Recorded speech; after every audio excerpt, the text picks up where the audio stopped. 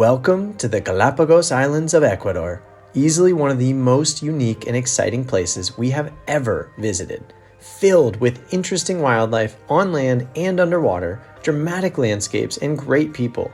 We hope this 11-day itinerary helps inspire your trip to this bucket list destination. We're Jenna and Jeremy. After 14 months of RV life, we sold the RV and booked a one-way flight to travel the world. Follow our adventures as we explore more of our incredible planet Earth. Don't forget to press that subscribe button and turn on post notifications for weekly travel videos. You can find us on Instagram and TikTok. Quench your adventure. Now on to the good stuff. Flights to the Galápagos Islands only leave from mainland Ecuador. We spent over a week in the impressive UNESCO World Heritage City of Quito, and we strongly encourage you to spend some time here as well. You can check out our 13 things to do in Quito right up here.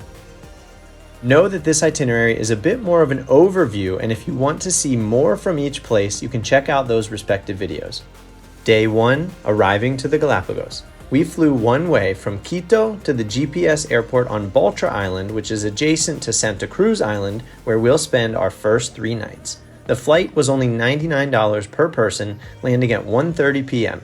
Here, you'll pay the Galápagos National Park entrance fee of $100 cash. After checking into our Airbnb, we spent the rest of our first day walking around visiting these 4 places, all for free. Number 1, the Charles Darwin Research Station. Number 2, Playa de la Estación. Number 3, the Fishing Pier. And number 4, the Gus Angermeyer Pier and Ferry Terminal. Check out our 4 free things video right up here. Day 2, Las Grietas and the town. What a day! We got to hike, swim, and snorkel at Las Grietas.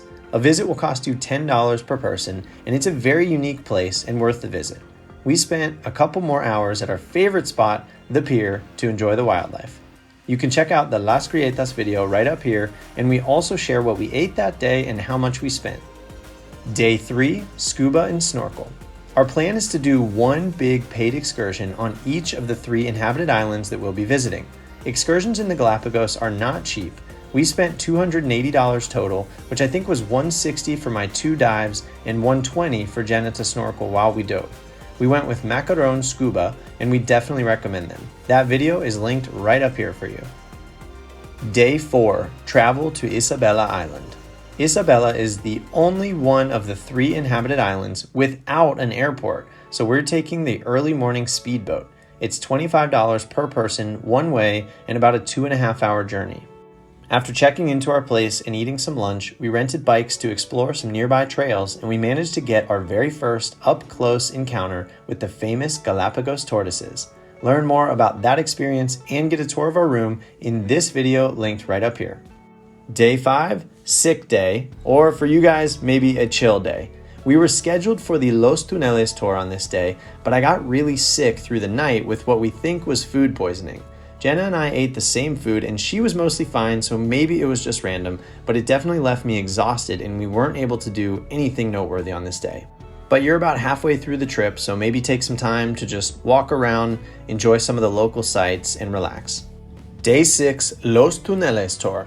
Thankfully, we were able to push the tour back a day, so here we go. The Los Tuneles, or the Tunnels tour, is led by Pahoehoe Tours. First, we're taking a nice boat ride around to the area where we'll explore this eerie landscape. We spotted blue-footed boobies for the first time and a bunch of sea turtles, and now it's time for a long snorkel. They say 70% of what you want to see in the Galápagos Islands is underwater, and we're so thankful to have seen so much marine life and have a great day despite the clouds and the rain. I can only link up to 5 videos within this video, but we've made a Galápagos playlist and you can find this video there to learn more. Day 7, nature walk and Concha Perla snorkeling.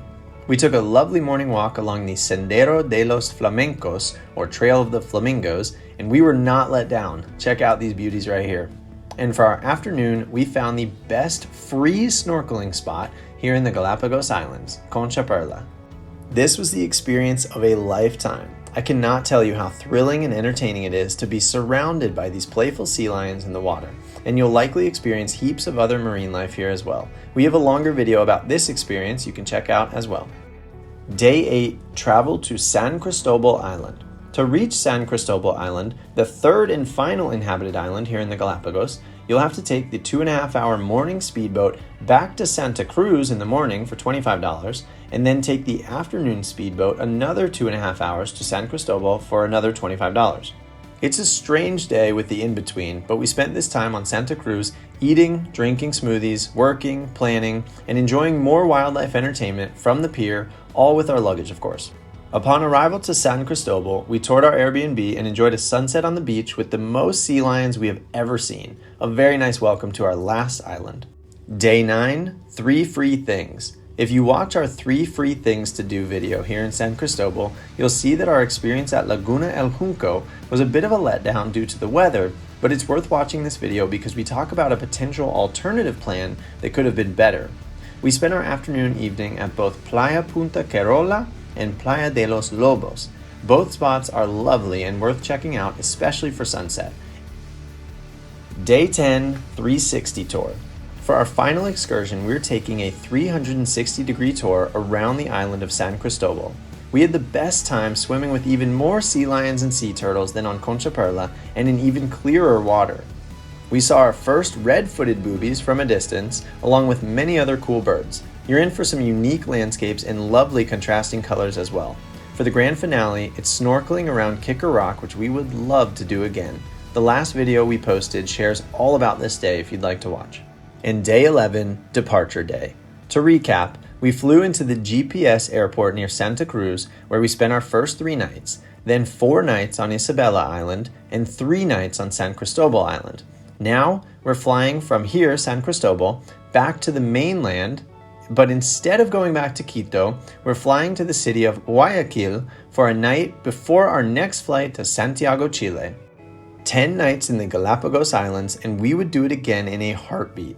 We only spent around $2,000 for this trip, including the flights to and from the islands, but excluding our flights into and out of Ecuador. Maybe someday we'll do a video recapping all of the exact expenses, but hopefully this shows you that you don't have to be wealthy to visit the Galapagos, you don't have to do a luxury cruise, although we'd love to, and it truly can be done on a budget while still staying on each of the 3 islands and having some really diverse experiences. So thank you so much for watching. Do us a solid and like the video, subscribe to the channel, leave a comment if you have one, and stay tuned for more weekly travel videos. Peace. Let's go.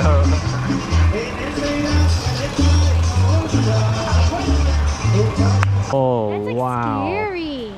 That is so cool. But it's gorgeous. Look at these rocks, trees, water. Dang. Flowing. This is awesome. That is beautiful.